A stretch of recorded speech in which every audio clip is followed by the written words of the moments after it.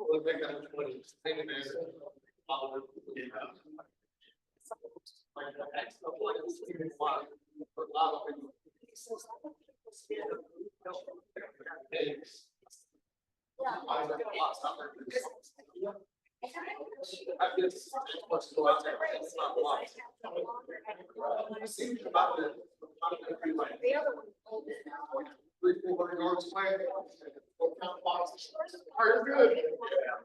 Don't expect anything but same as a lot of work.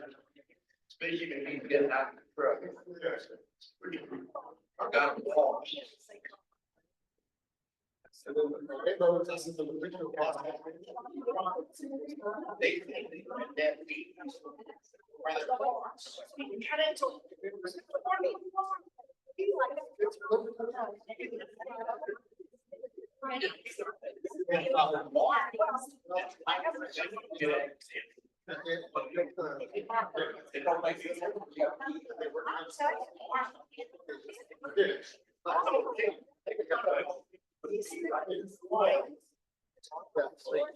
Works. And then at the certain places,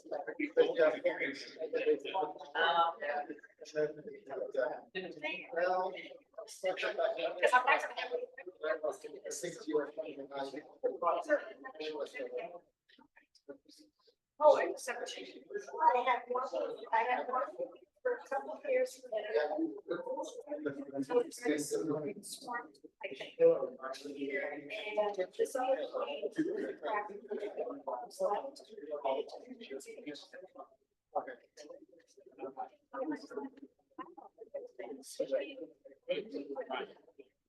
My good old check that.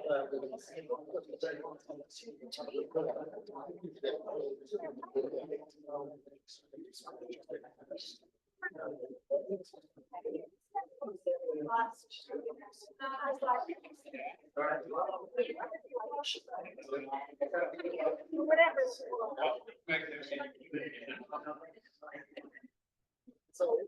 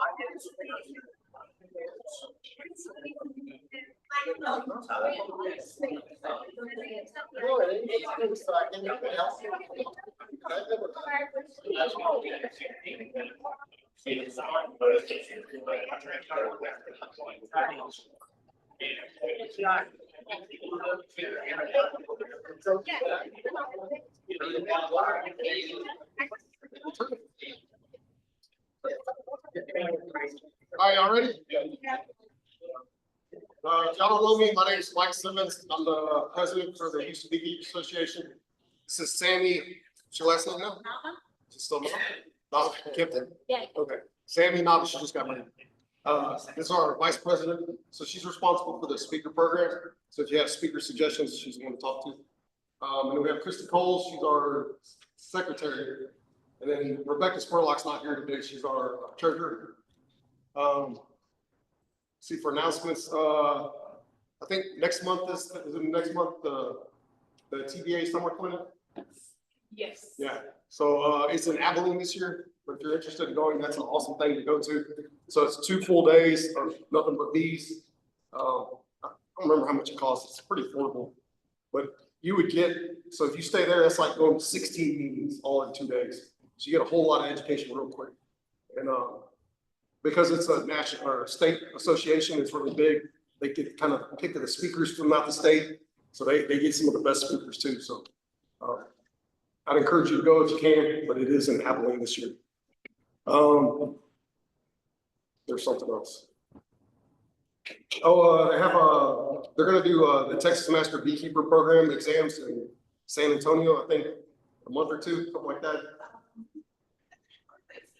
Yeah. Yeah. I'll be there. So if you're impatient, you don't want to wait for them to set one up in Houston, you can go do that one. If you've never looked it up, that program is getting a lot better now. Garrett Slater's in charge of it. He's our state ag extension guy for bees. He's doing a lot of stuff with that program now. So if you looked at it before and decided you didn't want to do it, you may want to look at it again. It's a lot better now. And then if you're interested in like the apprentice level, it's not that hard. If you've been a beekeeper for like 2 years, you can pass the apprentice level. You get a cool little patch and you can put it on your, have that title and then you can work towards the advanced stuff. And then you can get on the list too. So if you're interested in doing public speaking stuff, you'll get more opportunities than you possibly want. And then for the bee school this month, we're talking about queens a little bit. So if you've been beekeeping for a couple of years and you're thinking about doing queen rearing, now's the time. Actually, last month was the time to start. It's not too late now. So you still have another month or so of really good queen rearing. Like they're almost guaranteed to get made because there's so many drones in the air right now. If you're nervous about it, it's pretty cheap to get started. If you just buy like a frame with some cups and try grafted, get a couple of those Chinese grafting tools off Amazon, like $10 for 100 of them. The worst thing you can do is end up with some good queens. You know, it doesn't really take that much effort. So I encourage everybody to try it. And if you're like, I got started just by watching some YouTube videos. So I didn't go to any classes or anything. It's cool if you can go to a class. They have one every year in the state with Sue Kobe. She's like most famous queener in the world. She's in Washington. She lives on a weird island in Washington and raises like there's no other bees there besides her own. And she does instrumental insemination for queens and all sorts of crazy stuff. But you can just rear queens pretty easy. It'll save you a lot of money too, since queens are $40 a piece or more now. Now's also a really good time to, if you're thinking about requeening. I actually like to do mine in March or in the summer, but but now's a good time to think about it. If you're looking to do summer requeening, so if you know, a brand new queen every year is going to be less likely to swarm, going to be more productive. She'll just lay more, and you'll end up with more bees and you'll make more honey. So if you're thinking about requeening, summertime's a good time to do it here in Texas. Right after the honey harvest, you can requeen, or if you get a queener, you can time it to where the queens are mated right at the end of the tallow flow, which is around the middle of June for us usually. What else about queens?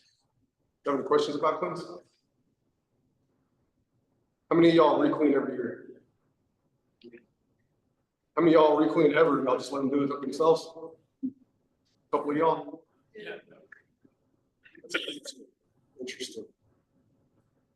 I guess we move to our speaker. You want to introduce her? Yeah, actually, Lauren, can I come up? Please give a hand to Lauren Ward. She's our speaker. You want me to just introduce? Yeah.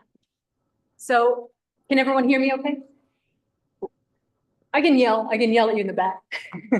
So yeah, my name is Lauren Ward and he touched on a few things that I'm involved in. So I'll kind of go over just our program pretty quickly. So I'm actually only about 3 months into this job with Honeybee Extension. That's not unusual because the whole program just started up about a year ago. So Texas, we've been wanting extension honeybee specialists for a while, and that hasn't come to be until just last year. So Dr. Garrett Slater is my boss. He's in Overton. If you don't know where that is, welcome to the club. It's near Tyler. He has a big program up there, and he identifies these statewide programs that we need to be involved in. On my level, so I'm down in Angleton in Brazoria County, so just south of here. It's a little ways away, but everything's a ways away through Houston, you know that. So I really like coming to these Houston meetings. I'm trying to get to all the organizations in Houston. I tend to just sit at a coffee shop down the road. That's why I have my professional coffee stain on me today. I'm sorry about that.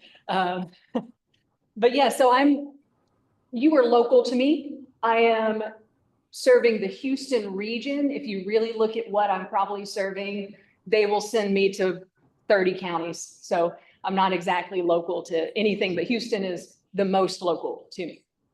Down in Brazoria County, we are setting up an apiary. So like I said, a few things that were touched on. Dr. Slater is running the Texas Master Beekeeper program that was housed under apiary inspection. If you have questions about that, I can totally answer some of them. And then I can refer you to Heather McBride, who's amazing at answering all the rest. I am helping host a testing event if you're in that. Or do we have any master beekeepers here? Or are you in the program? Yeah, okay. Couple, yeah. So yeah, we're gonna have an event in San Antonio, Thursday, the 29th. And yeah, then we'll have another one Friday before the summer clinic in Abilene. And then we're gonna have more regional ones. So don't worry if it misses you, like if you need something more local. There's also gonna be some queen breeding things. So I was just helping with a queen breeding workshop that Dr. Rangel hosted. We were talking about Sue Kobe was down, Megan Mahoney, lots of cool people. That will probably be something we are heavily involved in the future as well. So a lot of these other entities house a lot of these programs, but it's because we didn't have extension. So now that we have extension, that's part of it. So at some point in Angleton, and maybe even closer to here, I'm going to do some queen rearing workshops, probably not the same exact structure, probably kind of more drawn out. Here's how you graft one day, here's how you create a cell build another day, that kind of thing. But I'll kind of keep y'all in the loop as that comes up. Everything's just starting up. The other thing that I'm working on is a youth program with the Master Beekeepers. That's going to look like a very fuzzy, broad picture way, sort of a curriculum side, probably working with the junior master gardeners if anyone's involved, has kids involved in that program.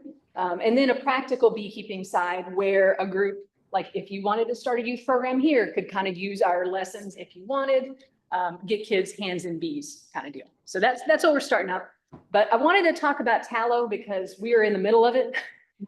I always like to know about what's happening in different spots.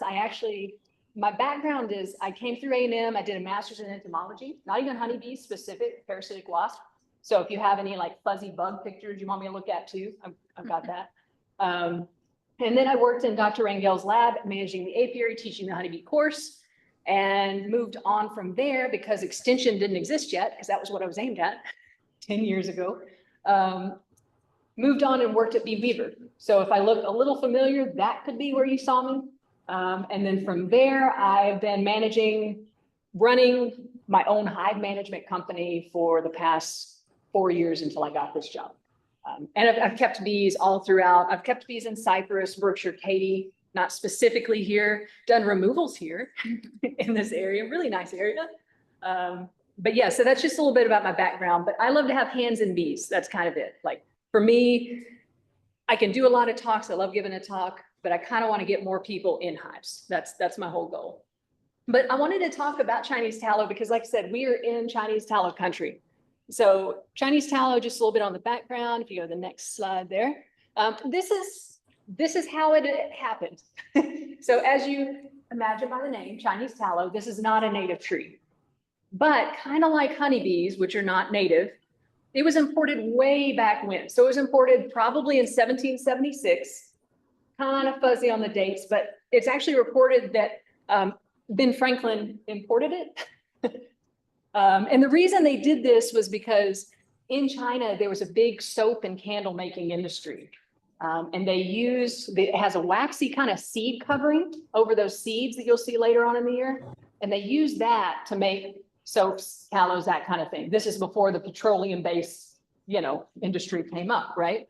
And so imported way back in the 1700s, and then further importations happened somewhat in the 1800s.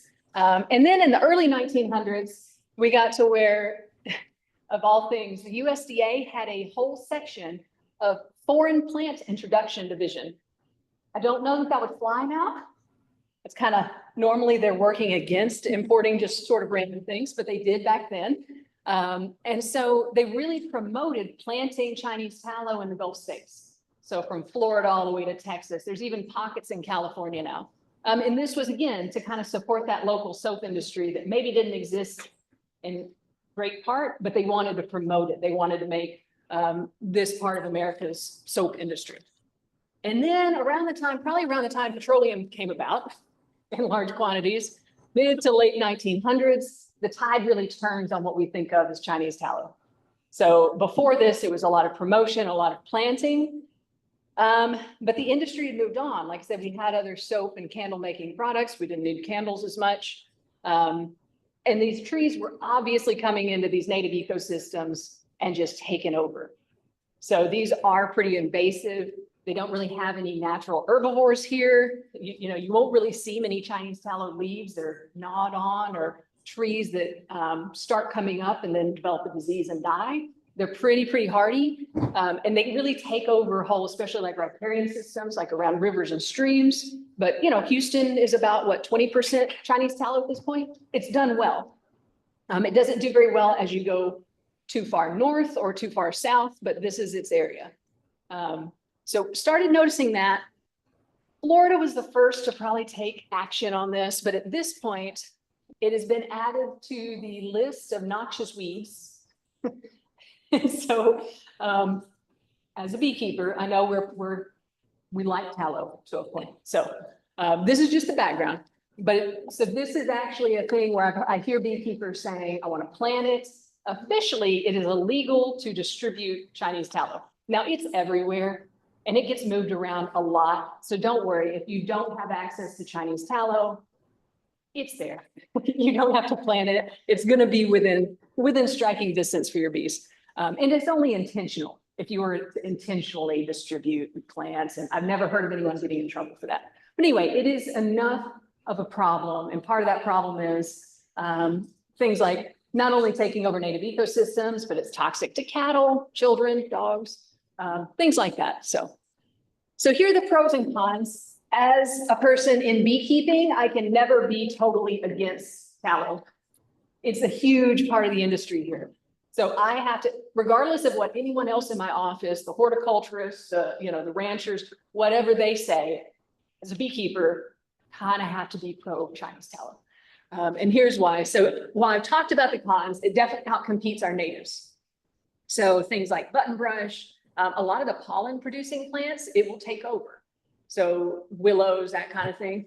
Like I said, it doesn't really have any enemies. It has this huge reproductive potential where an adult tree will put out about 100,000 seeds per season. And those get moved by water and birds, and those germinate really, really well. But on the pro side, it's a huge honey producer. It has a certain component. I mean, bees are collecting pollen off of it, don't get me wrong.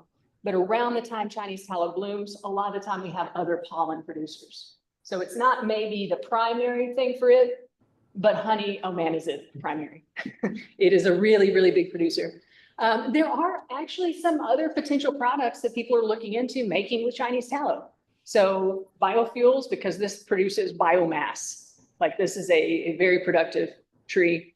And also it's established. So if you went and you took out all the Chinese tallow around Angleton especially, but even in Houston, we don't necessarily have those things left that it displaced. So if you went in with like a biocontrol agent, which they've talked about, but have not done, if it was wildly successful, which is unlikely, you would still really need those things that it took out. You need to plant those back. So that's another problem. And then another thing is a lot of people like them. So they are kind of a weak tree. They're the kind of tree that will kind of randomly drop a branch on you in a high wind, really soft wood, but they grow fast. They're kind of a medium-sized tree, which a lot of neighborhoods like, and they have good fall color. So, but like I said, on the beekeeping side, it's really hard to get away from them as far as just this huge producer of honey. And here's where we are. This is kind of just the seasonality of tallow. And this will vary a little bit depending on exactly where you are. I'm talking about, like, I know exactly how it's blooming in Angleton. And here it's going to be a week or two behind, right? Probably a week behind, honestly. So in the spring, comes out with beautiful new leaves. They got those kind of really soft, kind of heart-shaped leaves. And then by around May every year, we have these flowers come out. Big old spikes of flowers. So this is a productive flower. When they first come out, they kind of sit upright at the ends of the stems. So you'll see those flowers for a while before they produce. So as a beekeeper, like I know I've been driving down the road and just been looking at tallow, right? Like, I'm like, ooh, we're a couple of weeks away, because you see those florets, those spikes of flowers, but they're still kind of immature. They're upright. As soon as they start drooping over, that's when the nectar production actually happens. You can leave it there for a while. So then once we get past this stage, which obviously I'm going to kind of dwell on this stage. Once we get past this stage, they make these little droop, like fruits, seed capsules. They're like tri-lobed little seed capsules. Those will persist through the summer. Once you get into fall, the leaves start turning brilliant oranges and reds. And those seed capsules pop open and reveal the seeds. And the seeds are 3 seeds that are really white, and they kind of look like popcorn. So if you've heard popcorn tree, it has several other names, but Florida aspen, popcorn tree, there's more I've forgotten. But drops the leaves, kind of retains those seeds. But yeah, in this bloom period that we're in now, I say about May. So in Angleton, those trees were producing the first week of May. They're going to produce somewhere between 3 and 5 weeks on average. That's kind of the total bloom time, but that's made up of different trees. So each tree, when they start really blooming, it's going to take them about a week before they kind of stop. But those are going to hit at different times. So the major tallow bloom, we kind of say, is about a month. I was talking to some beekeepers at the Brazoria County group, and they were saying there's 10 really good days. They got it down to a science, I guess. 10 like amazing days of tallow flow, but then there's really, a couple or 3 weeks around that. And like I said, for me, that's May. So when did they start here? Second week, like? Because if you're on the east side. Yeah. You're on the west side, you're northwest side. Mhm. Like on the east side, it was probably about 2 weeks ago. Okay, that's what I was thinking, is y'all were probably about a week or two, like. Like in Montgomery, I've heard it just started. Yeah. I was coming from College Station from that queen rearing workshop, and I was noticing a lot of trees that still have those little kind of upright, not producing flowers. So, but yeah, and if you think about it, if you're a beekeeper, that's a really long time for a nectar flow. So by nectar flow, if you're new, that just means when the trees are producing or whatever plant is producing so much nectar that the bees aren't just feeding themselves supper, they're actually having excess and they're able to build wax or able to store honey. So this nectar flow of about a month is really huge. I mean, that's, you know, you have many generations of bees emerging over that time period. And it's also an incredibly consistent source. So generally, on a year where we have a late freeze, it may affect it a little, but you're still going to have a bit of a tallow flow. On a year that's a drought, you're still probably going to have a tallow flow. This is not true for anything else. So towards Central Texas, when I'm thinking about horse mint, firewheel or blanket flower, like these are things that if it's dry, if it's too wet, if it's too hot, if it's not hot enough, they're not producing. Tallow produces, period, every year. Last year I had some areas that didn't produce quite as well, admittedly. But then I had some that were going gangbusters. So Katy was great for me. Brookshire, not so much. And I'm sure it was here too, a little bit spotty, just because all of our weird kind of wet weather into the summer. All right, next slide. So to talk about what to do with your bees during this tallow nectar flow, it's actually really tricky. So in my previous job, when I was doing this hive management, so I managed on average about 600 hives.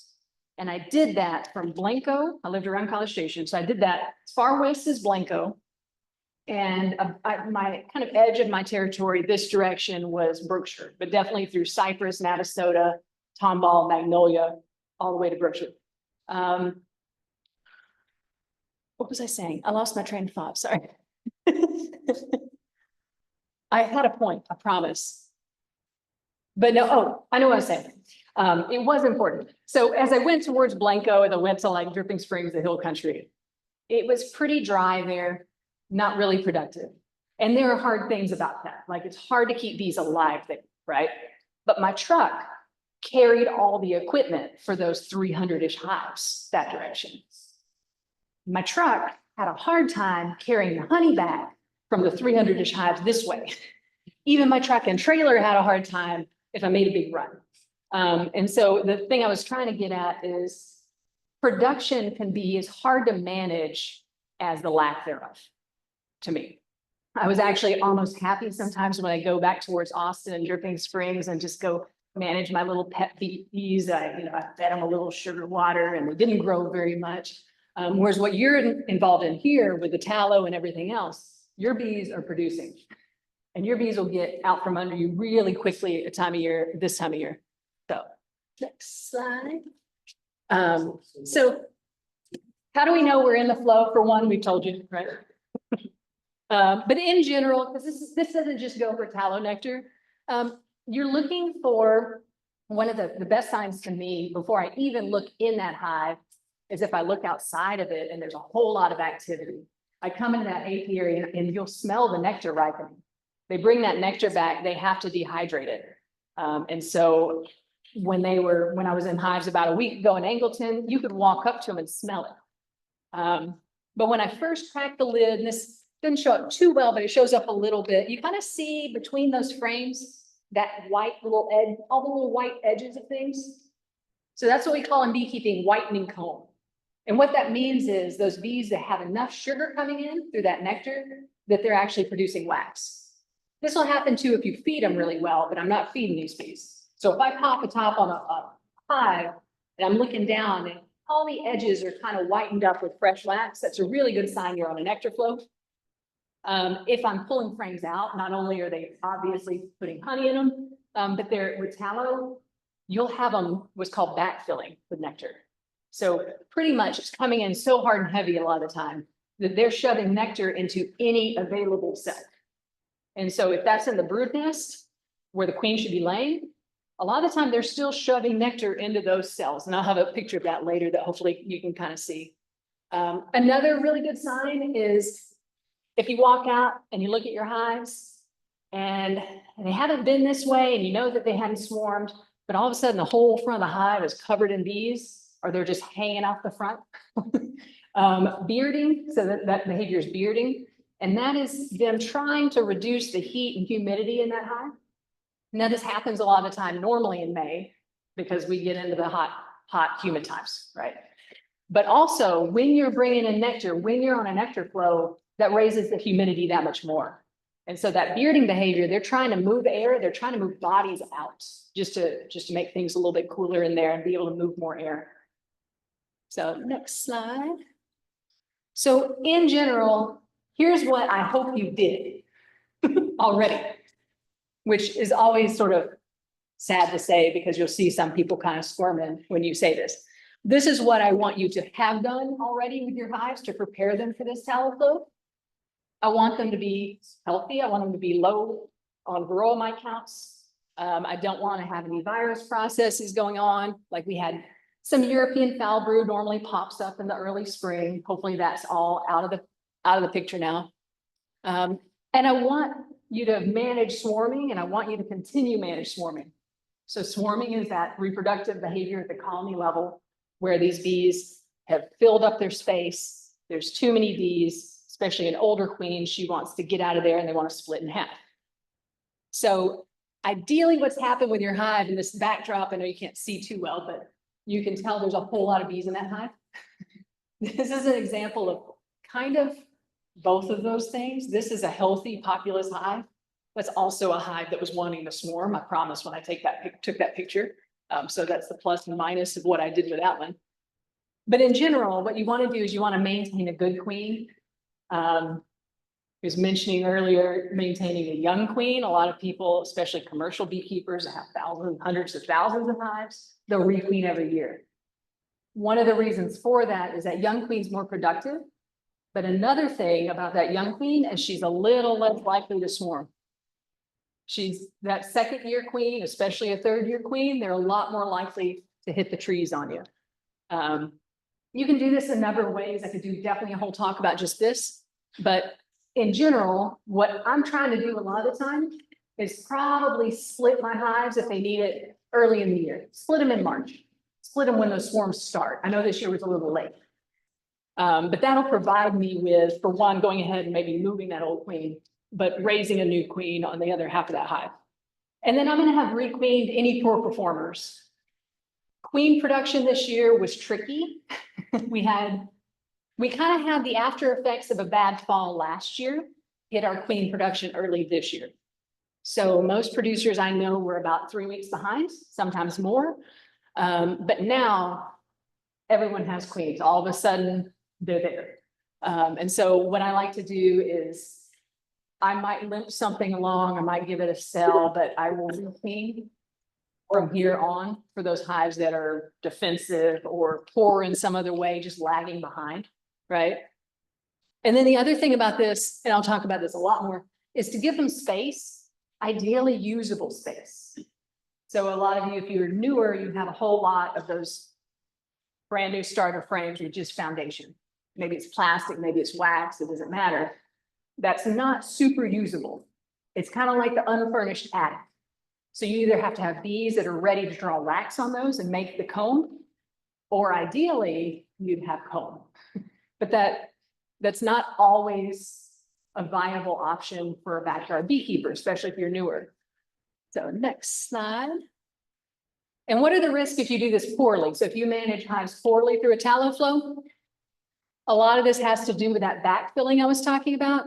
And you can kind of see on the picture on the left there, you see the little brown cappings where the brood is right in the middle there. And you see all the shininess around them. There's a few open cells, but that's really all that queen has to lay in.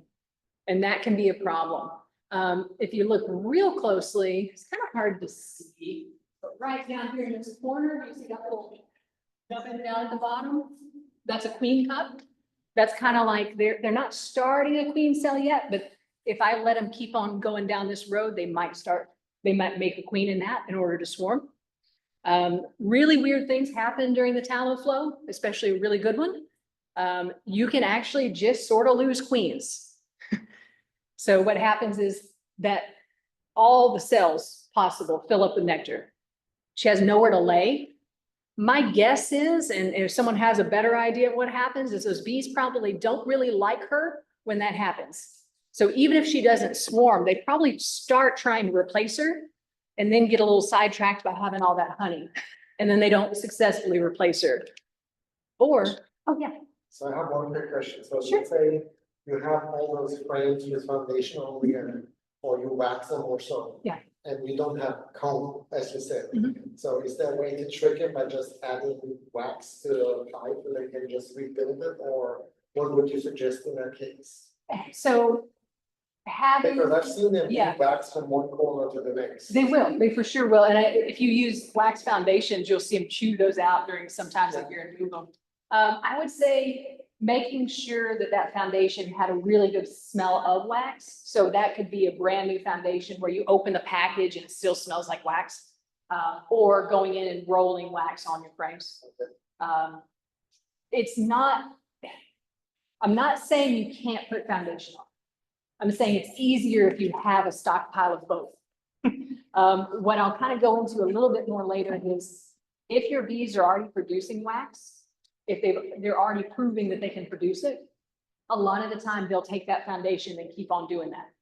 If you're putting space on bees that has no comb built on it, and those bees aren't already producing wax, and a lot of that has to do with the demographics of your hive. Maybe it had European foul brood earlier in the year, and you got kind of older, stressy bees that can't really get wax production cranked up. They're gonna have a hard time with like a deep foundation. I'll also kind of mix things in where I might throw a super on, pull up a couple of frames from below up to the top, give them a couple of foundations down there to kind of get them pulled up, right? 2 or 3. What was your? So I'm seeing this in all the hives. Yes. I've had empty frames. Mhm. So I check the morning, so I'm in, it builds it out really fast and they're just in shit. Yeah. And so I added an extra block and now they're real slow to get into that. They're full in, Yeah. in the extra box. But they're slow to build the frames out. Can you pull some more up and checkerboard them up higher, or is it a different size? Done that yet. Okay, That's, I would, they That's probably will get up there. It's funny because some bees, like you'll open up a hive and they're just, you could slap a whole deep box of foundation on them and they're just gonna draw it, no problem. And then you'll have some bees that just ignore it and swarm. And you won't ever get it perfect. I mean, honestly, like I've been keeping bees, like I've been in beekeeping 10 years full time, 11. Show my age, but yeah, I will have swarms every year. It's just a lower percentage than I used to have. I will mess up every year and they're all like their own different little personalities. Each hive, it kind of has its own thing. I'll have some hives that just don't even want to draw comb straight. I'll have some that just color within the lines 100% of the time. And I'll have some that regardless of if you wax those frames right before you slap them in there, they're going to cross comb everything. It's just, yeah, there's always more to learn. That's why you never get bored, is because you screw up a little bit all the time. Yeah. it's in that same time, caution for, those are my happiest times. I mean, Yeah. empty boxes, empty frames, they built it all out. And part of that is a swarm is ready. A swarm, like those workers will be producing wax before they leave. They're generally healthy. They're the right age. You need middle-aged bees to do that. And so as soon as they hit the box they're going to, they start. And just like, and they usually have a new queen or they have an old queen that they replace pretty quickly. But yeah, that's how it goes. Oh, and if you can't really see that top picture very well on the right, but if you can tell, the whole front of those hives are just bees. I was talking about the bearding. This was a client that I had, and the last time her hives were checked were February, and she just sent me this picture and said, "Is this okay? I haven't found another beekeeper." And the answer is like,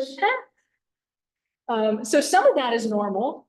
Those hives might be about to swarm. They may just be super congested. They probably already swarmed March on her. But this is kind of quintessential tallow flow issues, right? The next one is that video. I don't know if it'll play if you go to my thumb drive. Or Is this the admitted video? you know, it should. Yeah. Is there a? Yeah, no, that's a PDF. So Okay. yeah, I was gonna, This if it'll play, if it doesn't, it's no big deal. This is a further risk of swarming if it does play. Oh, yeah, okay. It's kind of hard to see, but do you see the maggoty things? You can't quite see the adult beetles down Oh, I'm so there. sorry. Oh, that's okay. You can play it again if you want. But this is a further risk of the tallow flow.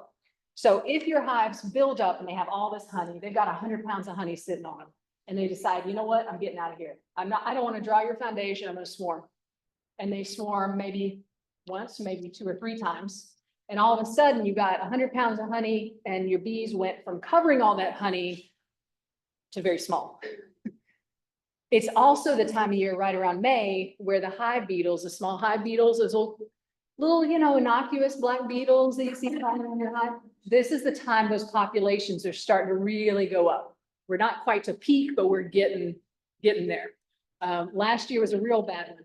So this is what happens is you got all these resources, your bees go down in population, they can no longer guard all that space, and hive beetles can, like I named it, slime out.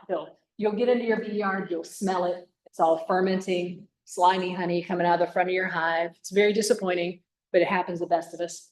I'm not even the best of us, but it definitely happens to me every so often.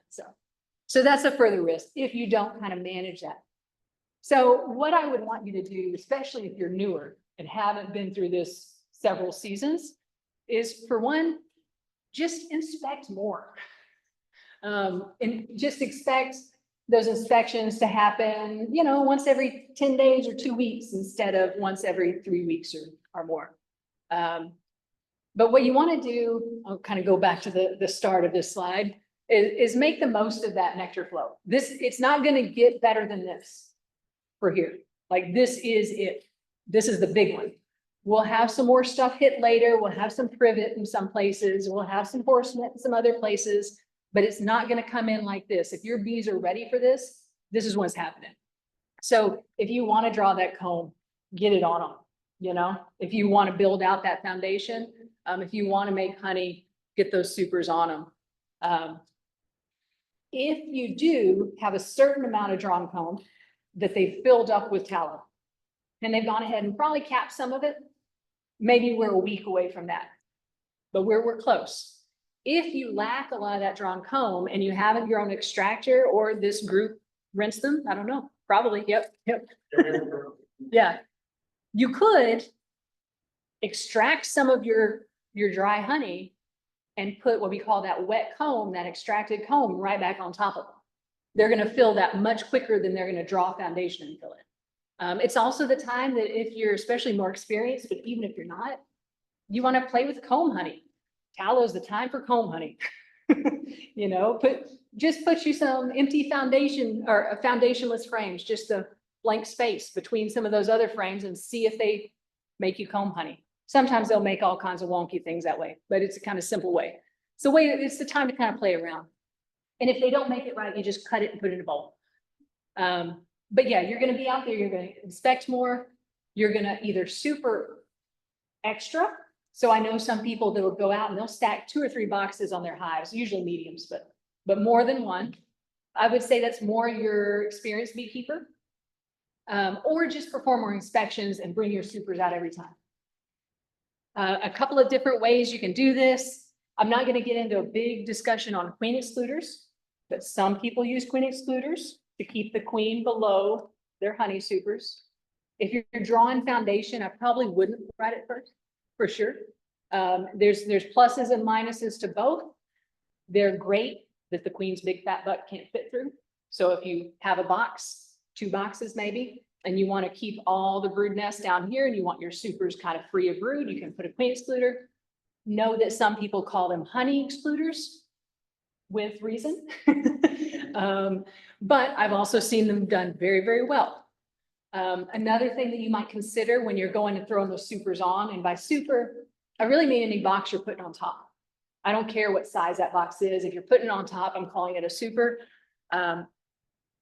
If you are really, really, really want to maximize your honey flow, and you go out and that top box that you already put on is pretty well filled, maybe it's in tallow flow, I wouldn't let it get beyond half full before you slap another on, if that. Most of the time we say 7 or 8 out of 10, but let's go, let's be a little more proactive with tallow. If that one's pretty full, you can pull it off, your back is good, and put an empty one underneath that one and put that one back on top. If you put empty space sort of between the bees and the honey, they tend to fill it just that much faster. You in no way have to do that. But under supering is what that's called. And that does tend to fill supers just a little bit faster than the traditional stacking on top. And you still do frames between the existing super and Yes. the new one? You can, yeah.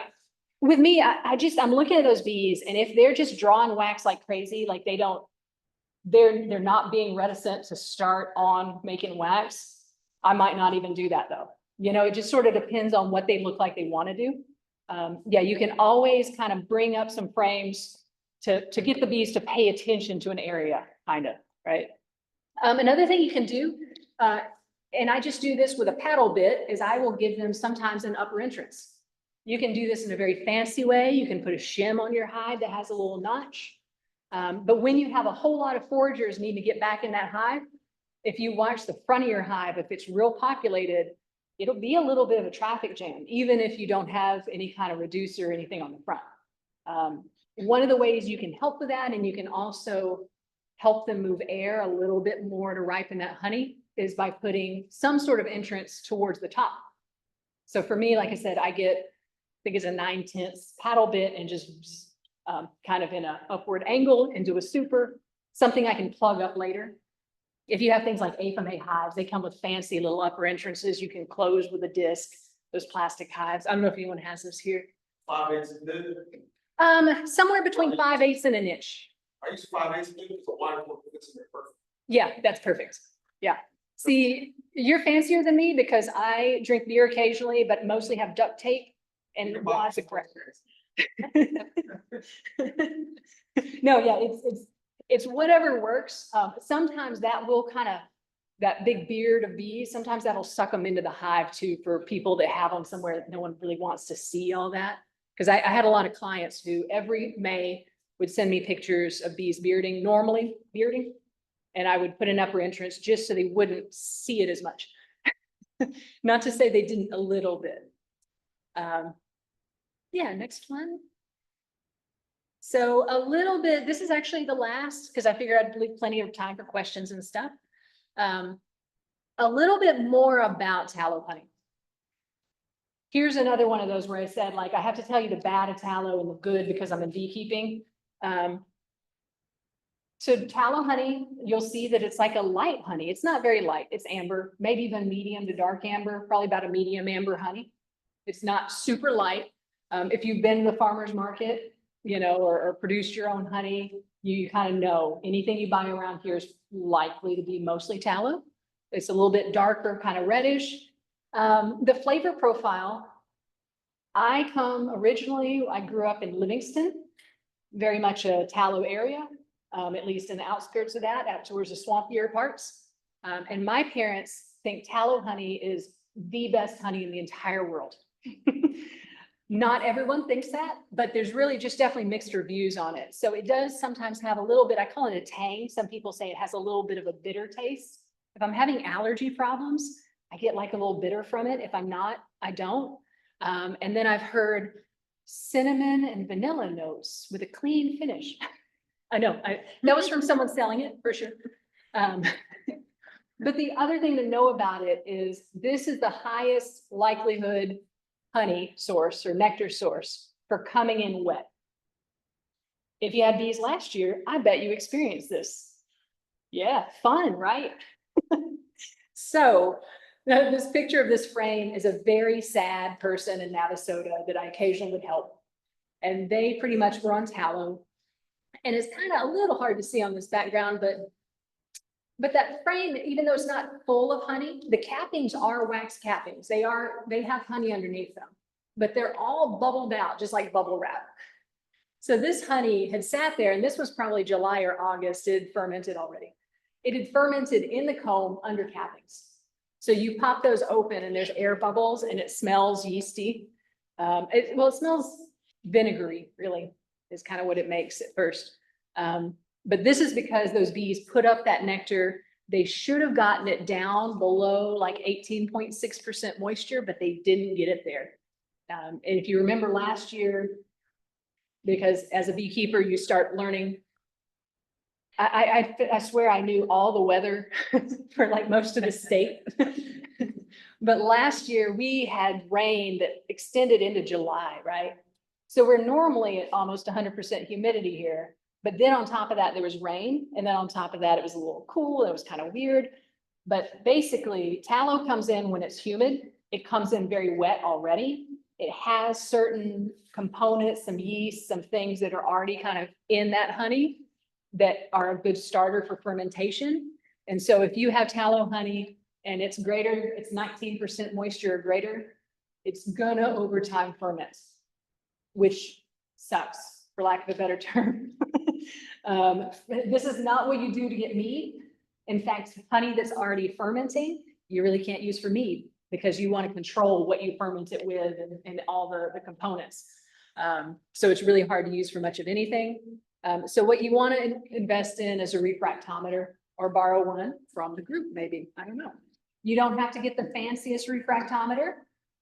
You do need to calibrate them with either the oil that comes that you can purchase or with extra virgin olive oil. It's pretty simple process. It'll get you real close. So you can get a real fancy one and pretty much get the same reading from my experience. I don't know if anyone, maybe you have a better one. But this is just Amazon refractometer, really widely available for people like making beer, that kind of thing. They're everywhere. If you find that your honey is coming in wet, or maybe you need to pull some of those frames and extract them early and they're still wet. The easiest way to pull moisture off of honey is before you've extracted it. The quickest way to do that is from the open cells. So don't even, if I pull out a frame and it's not 100% capped, I kind of assume that it is a little wet. Bees are going to put that wax capping once they ripen that nectar to the right humidity normally, if they can. However, if you pull that and you put it in a small room for a very short amount of time, day or two max, with a dehumidifier, you can pull a lot of moisture off of that honey really quickly, especially from the open cells. You can pull it through the wax cappings, but a lot harder. If you extract it and you find your high percentage, so last year we were getting a lot of 20, 21, 22% moisture on fully capped honey, which is awful. That's just going to ferment at the drop of a hat. Sometimes if it's 19%, I tell people, yeah, use it in the next year. You know, if it's 21%, you're going to have fermentation really fast. So with that, you either have to do the same thing with a dehumidifier, small room, controlled environment with a shallow pan situation. Or what I told a lot of folks, if they were using it themselves, I told them to throw it in their freezer. They have a chest freezer, even a full bucket of honey, throw it in the freezer. It's not the ideal way to do it, but it's a way you can do it. Honey will crystallize, tallow honey will crystallize pretty quickly, and it's a real rough crystal. So that sugaring out kind of process it'll do. But honey will actually crystallize the best at around refrigerator temperatures, somewhere in the 50s. You don't want it there.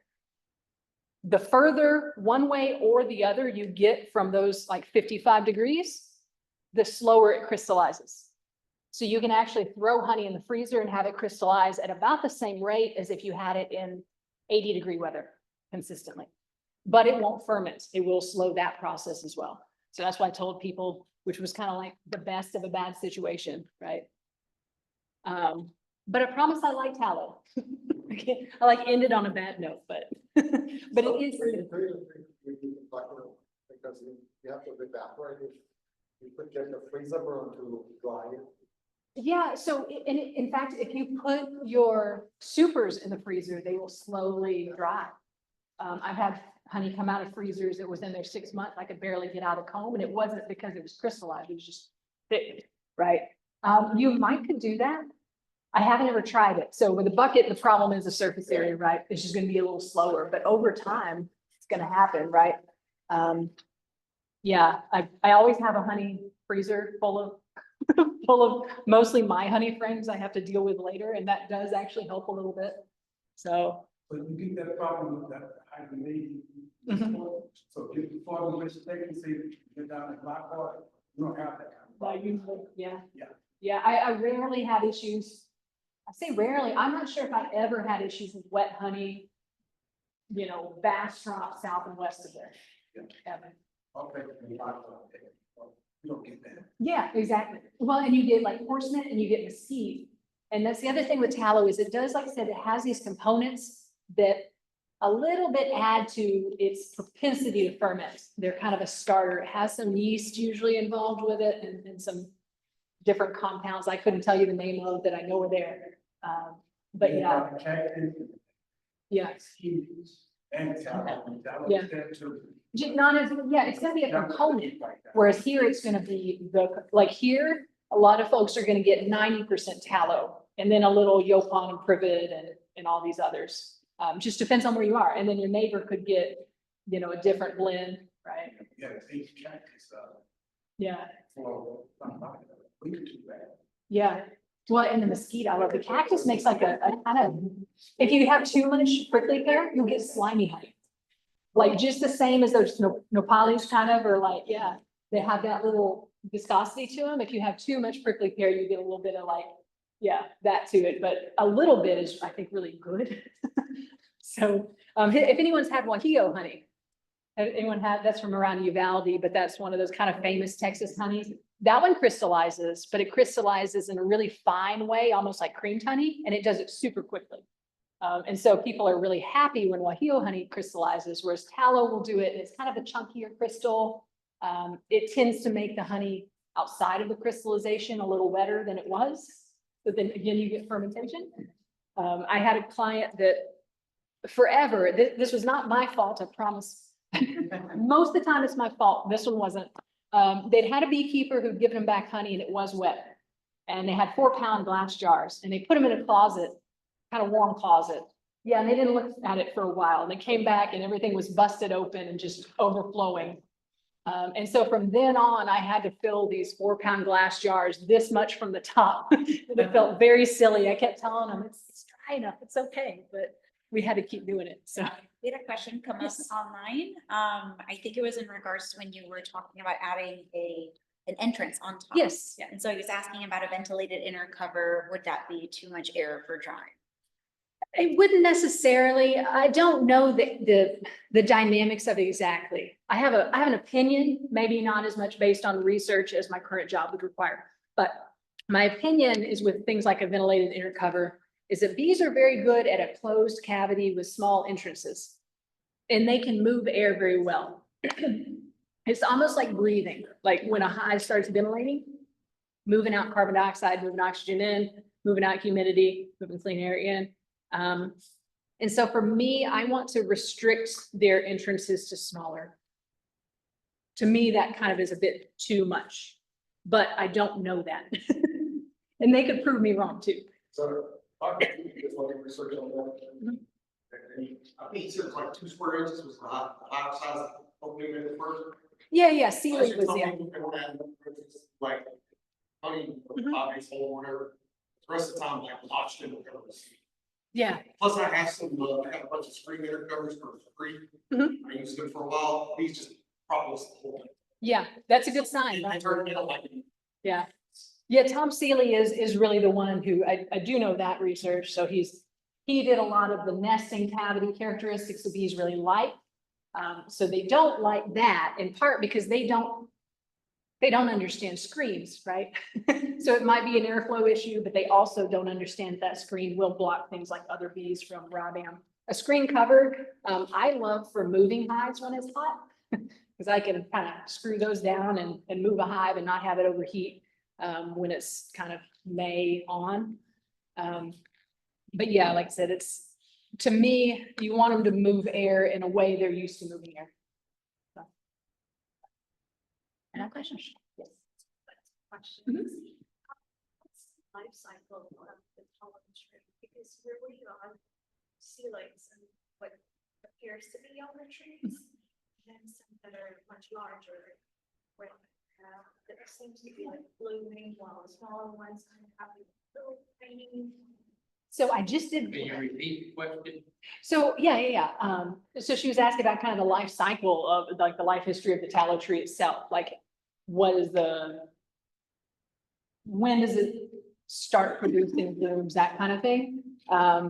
So they're very good at germinating. They have a big old seed that has a lot of nutrition packed in it. They're very good at germinating.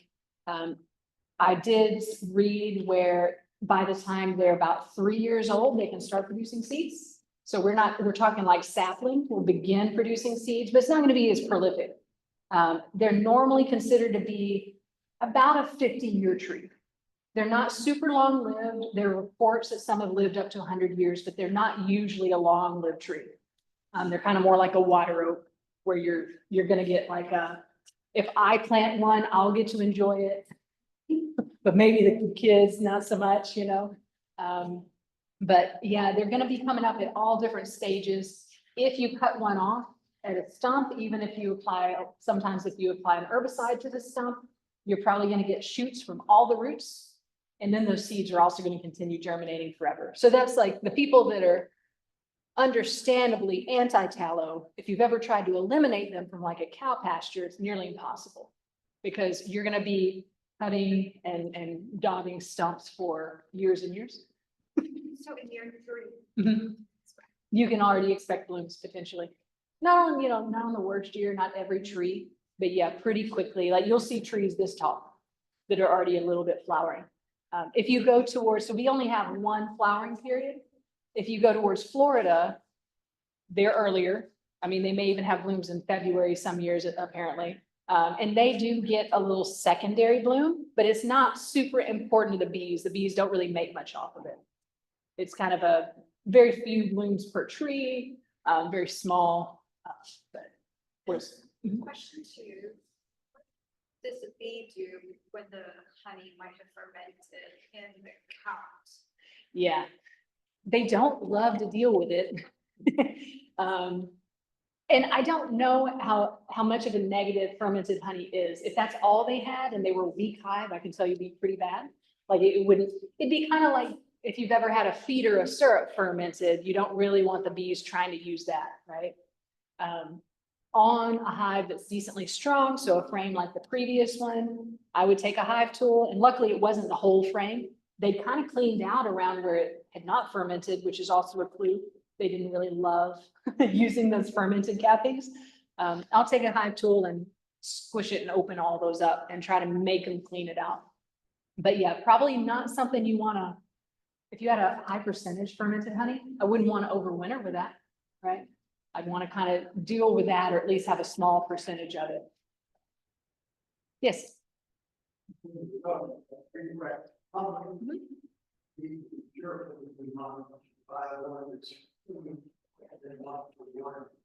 Okay. So those that sold, they fertilize are planted in their rich range, ERS, sugar content, treasure range is different. Mhm.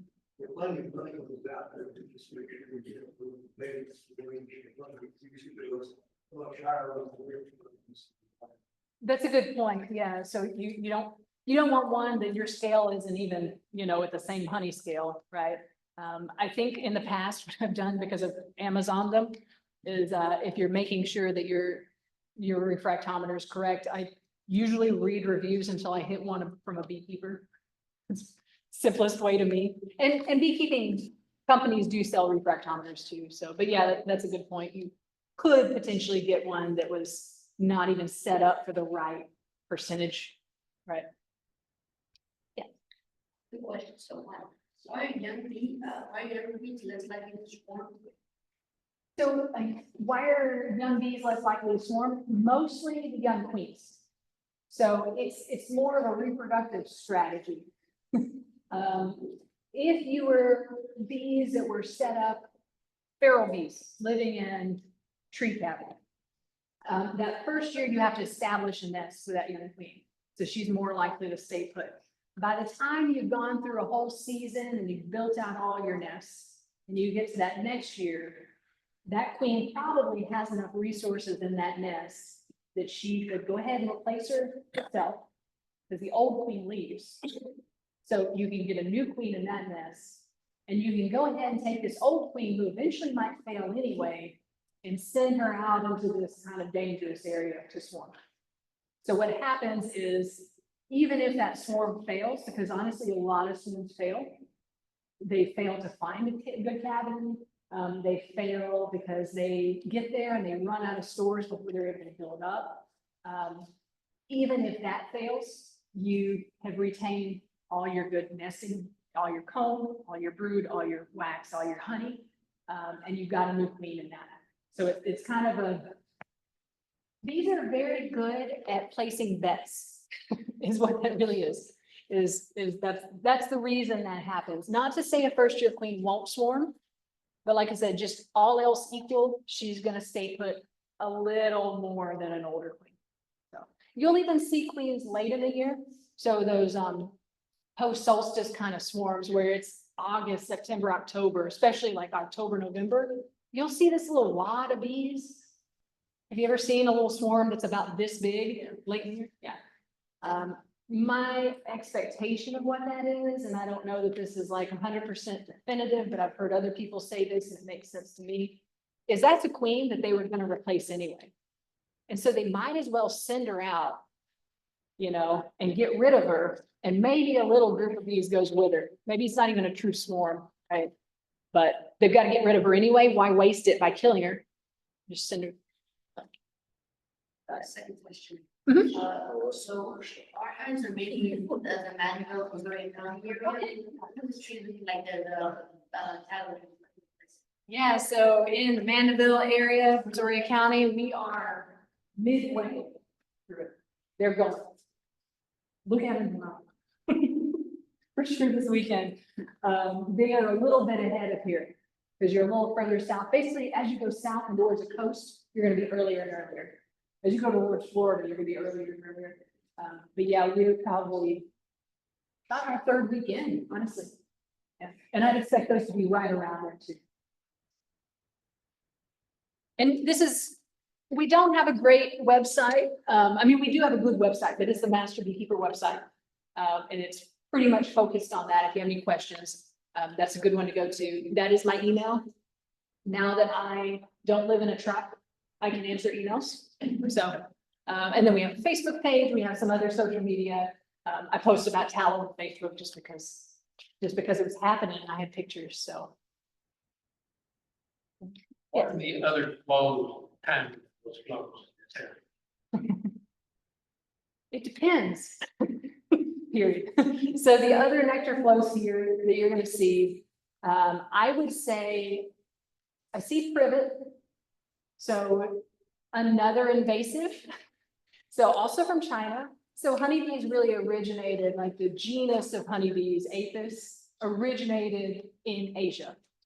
And so a lot of the plants that come from Asia are actually pretty good bee plants. Imagine that.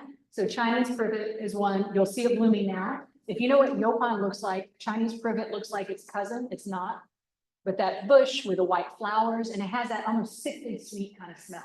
Like it smells good, but then you're like, wait, it smells a little rough. It will actually attract flies to pollinate it too. Privet will bloom over and over, depending on brand. So I don't know what the maximum number, but it will bloom into June for sure. We've already been past yopon, so yopon bloom almost every year. The yopon blooms the 1st of April. Some places here are better than others for yopon for sure. And it's a hit or miss thing. I was saying tallow was a really long bloom period. Yopon, you've got about a week, and 4 of those days might be rain and cold. This year, I don't think yopon produced for a lot of folks that it normally would. Some people still got a good harvest off that.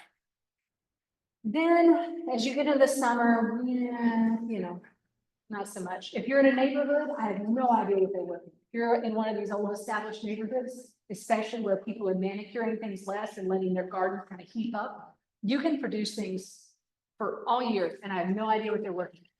They'll be on Vitex, so another non-native. As you move into fall, you think asters, you think people will talk a lot about the goldenrod.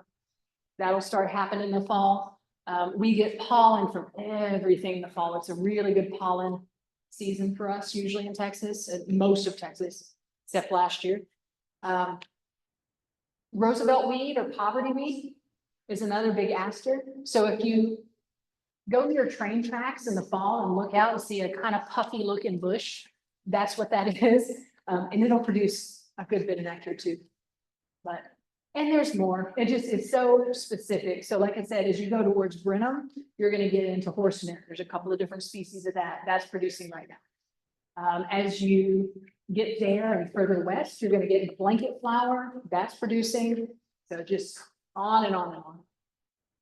But we kind of need it all. And so we have these big ones and we have these little ones.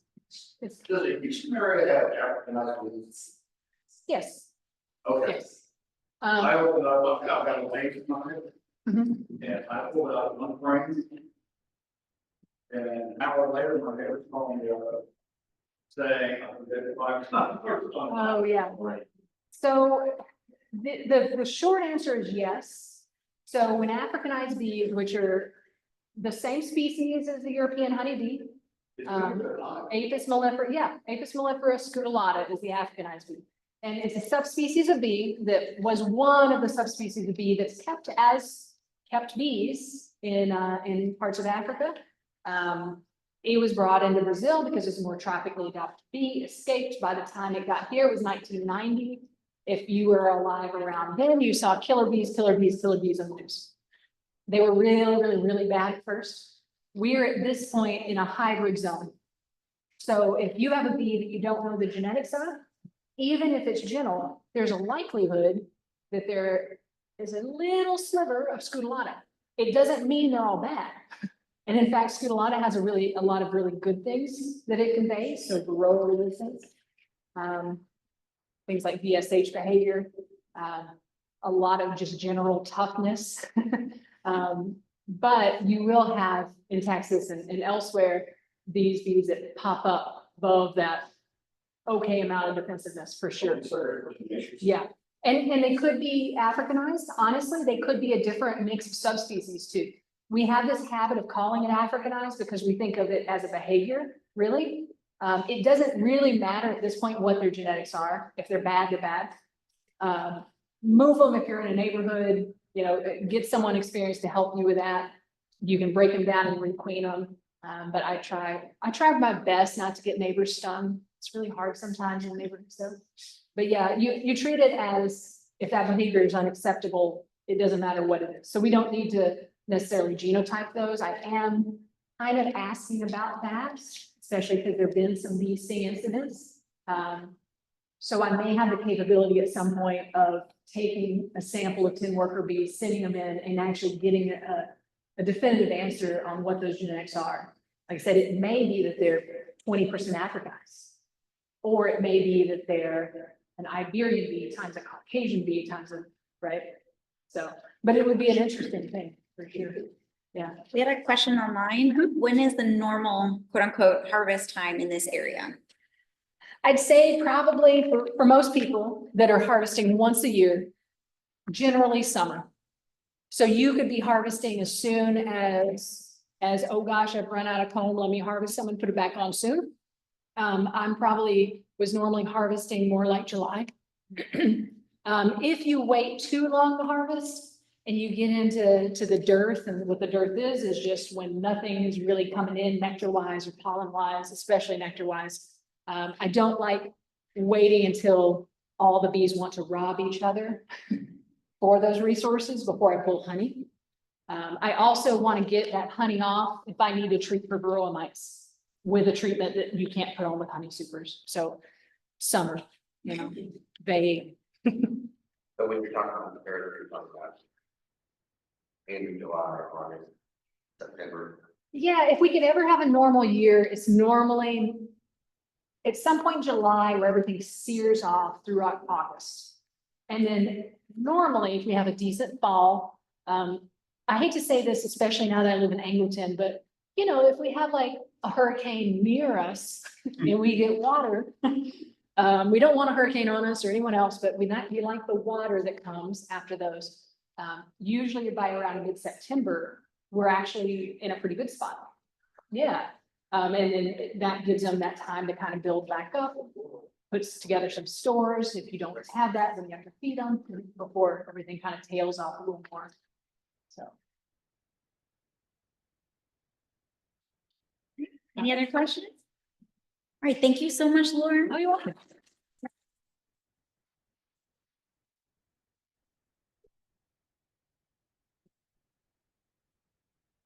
If y'all wanna know how to make meat out of fermented honey, we'll talk to me about, teach you how to make it.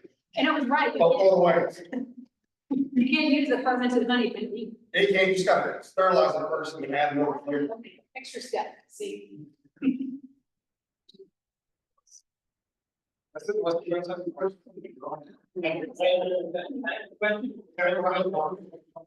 All right. Did anybody ever hear back from all those elections?